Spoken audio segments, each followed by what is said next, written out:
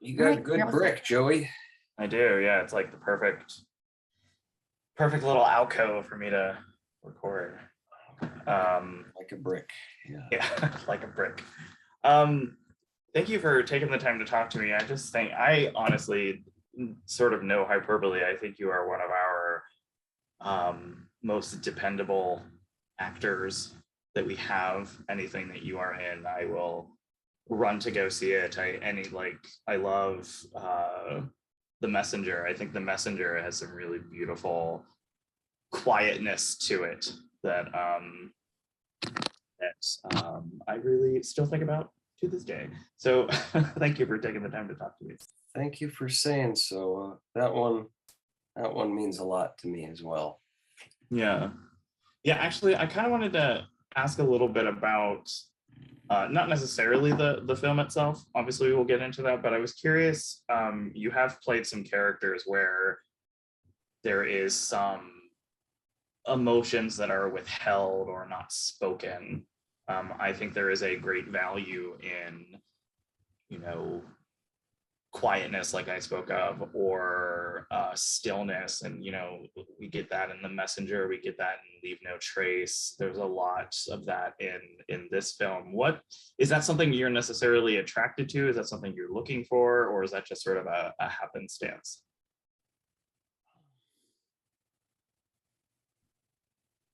I suppose,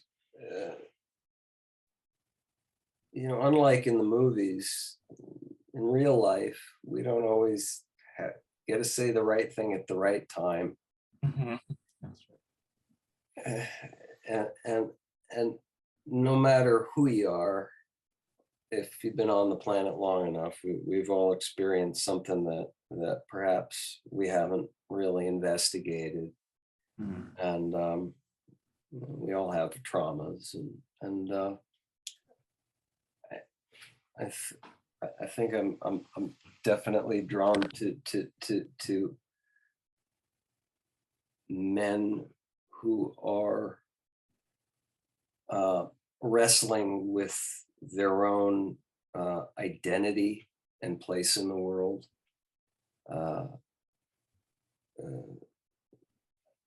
I think it takes an awful lot of courage to be a person. And I like to explore that through work.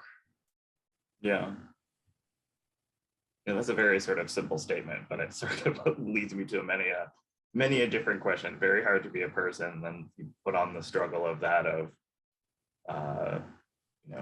trying to be a good person, try to do right by everybody. That feels like something that is also very hard to do sometimes.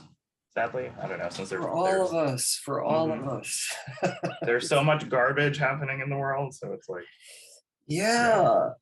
and being okay, being uncomfortable, sitting in it is something that we could all, I suppose, be better at. It's only when we're still do we actually start hearing what we really think, and sometimes those things are scary. So getting to explore that through other characters, I suppose, is it's just being a person, as we say. Yeah, just being a person. Yeah. Okay. I feel like I unfortunately had never heard of Harry Haft. Obviously so many people were slaughtered in this particular time, so obviously there are so many stories, and so I probably shouldn't beat myself up if I haven't heard of one individual story. But I was curious if you knew anything of his story before you started this, and then maybe sort of during your research of it, what did you enjoy discovering? I hadn't heard of this story. Mm-hmm.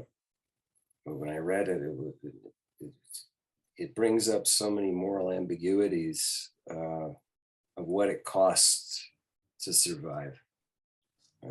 So it was all learned, and that's just about my favorite thing. Part of the job is that I don't know anything about this. I'm going to go speak to an authority figure, and then another authority figure who has spent a lifetime dedicated to this world and getting to spend time with them, similar to being a journalist and saying, you know, and then you slowly start saturating yourself with, or maybe not so slowly, you kind of just dive into being saturated into this world and let it take over. Yeah.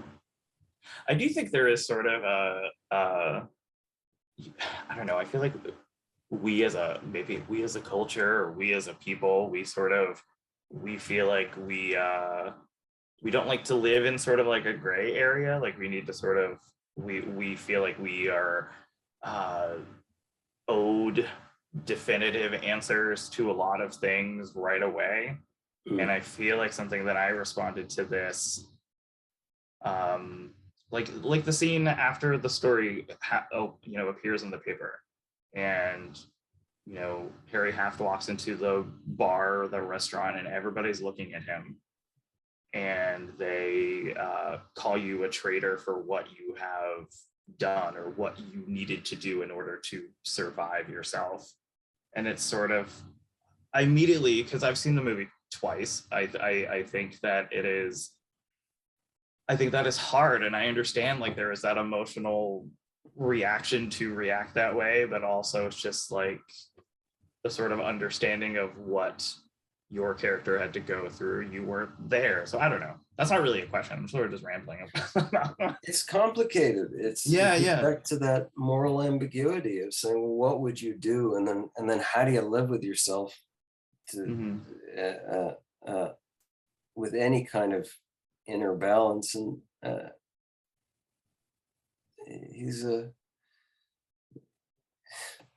it's so difficult. But at its heart, and at its heart, this is a man who the only way he could survive was gladiatorily battling to the death 70 plus fellow Jews. And we can look at how chilly that and frightening and devastating that person, well, they're in a concentration camp, they're not going to survive anyway. Maybe they would, but maybe they would. And it's that beautiful question that Barry put in about the hat. And there's a scene where he tells the story about the man who lost his cap. And this is the great conundrum or the Talmudic approach of the ethics of surviving. It was for love, though. You can say, on the other hand, Harry's deeply romantic. It's all with the hope of being reunited with his love. And is that not doing anything for that love? Is that it poses more questions, which hopefully I certainly prefer when I watch a movie or read a story, is that I'm able to have a conversation with it rather than I'm told what to think.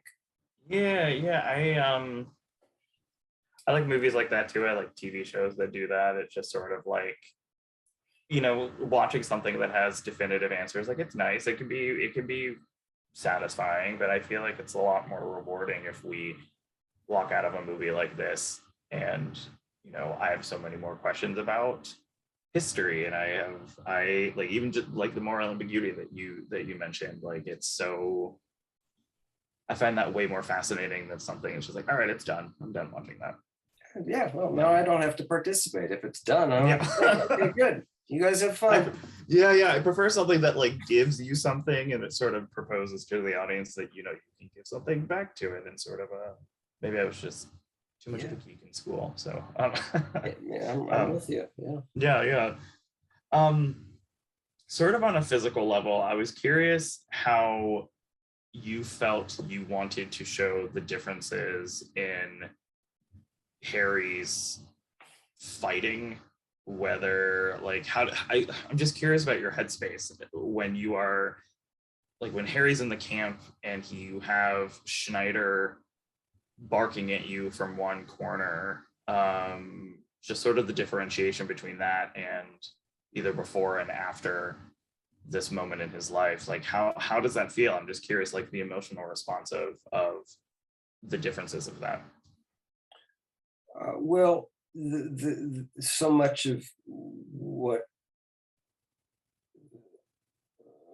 affects headspace is the body and one's relationship to their body, and the differences for when Harry was at his lowest weight, as recorded,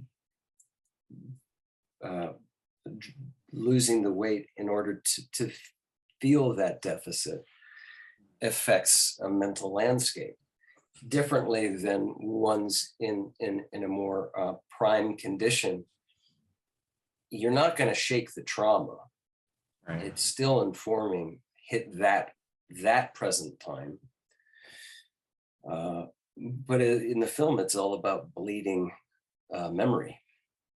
And this is somebody who, the more you try to push the trauma away, the more it's going to pop up somewhere else.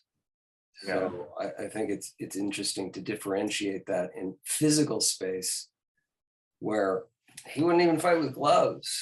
And there's actually a moment that wasn't it was kind of slimmed down in the edit, but it was like, oh, gloves.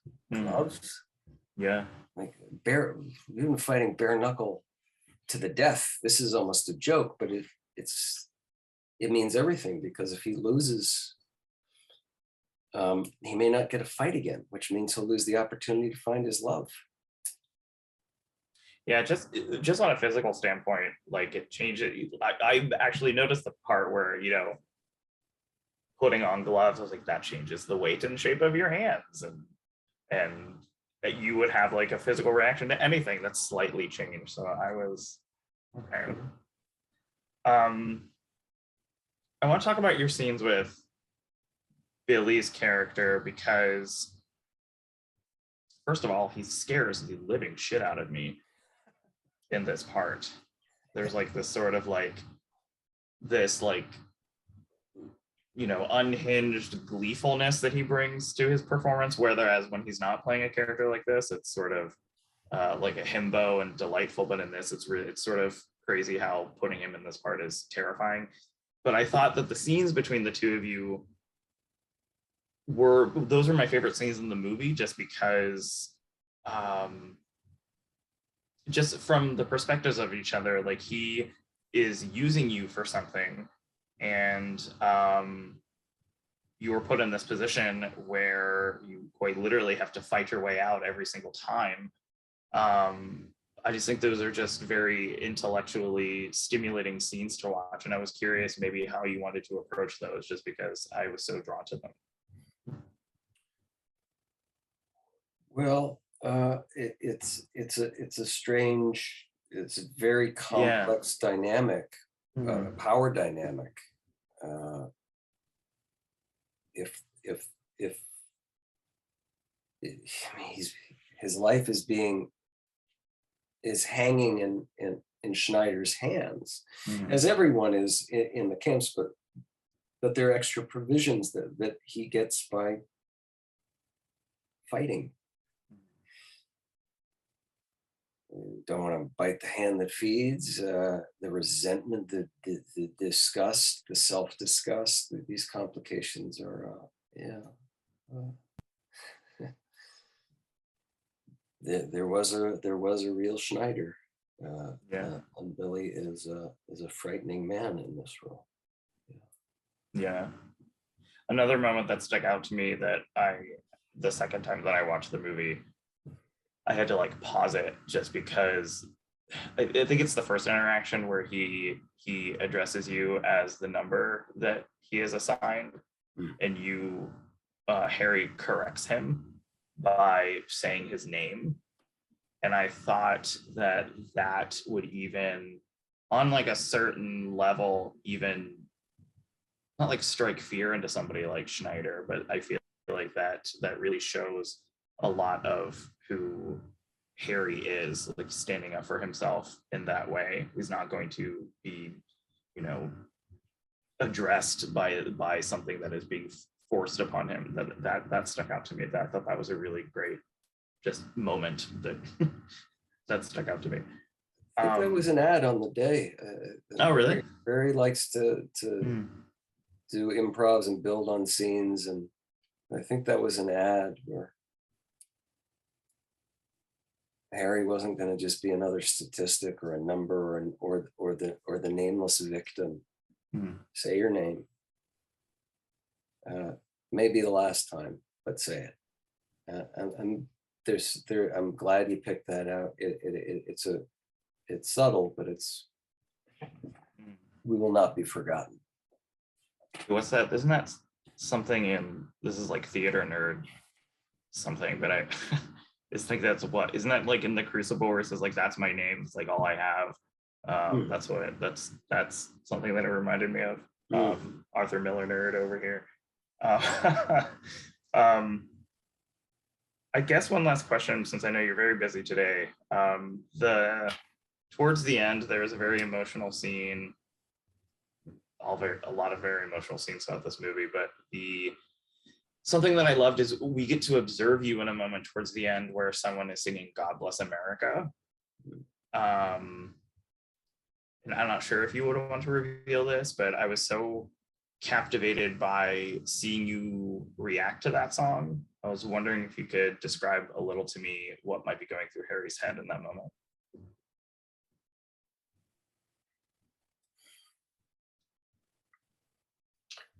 God Bless America in Yiddish.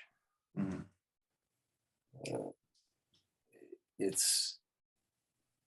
I'd say it's bittersweet. And the safe harbor that the United States provided certainly offered safe harbor for my relatives, for Harry being able to come through, and assuming he came through Ellis Island, and American-born Americans sometimes can be guilty of forgetting from which they came. And it takes an awful lot of courage to leave. Sometimes you have to because you're escaping war, which we're seeing in the news every day. It's the native tongue in the new world. Mm-hmm. It's hope. It's hope. I don't think of our film as a Holocaust film or a boxing film. I think it's a film about enduring hope. Yeah. Okay. I do think, I will admit I am not Jewish, but I am queer. So I feel like there is something, I think maybe as I'm getting older, and I realize that I have a lot of privilege and I was born here and many other things, but I do feel like as I get older, I am very fascinated and interested in learning about my own community's history. Mm-hmm. So I think that's another thing that sort of connected with me, but there's obviously completely different situations, different times, different things. Surviving from who we are and how we are, and mm-hmm. giving ourselves some compassion and our fellow people, our fellow humans, compassion. That's the daily work. Got to keep the lights on inside. Yeah, very true.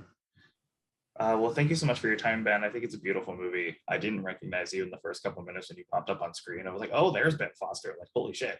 I did not recognize you. Always a big fan of your work. Thank you so much for your time. I can't wait for more people to see the movie. Joey, I appreciate you. Thanks for your kind words and your care. Yeah, of course. Yeah.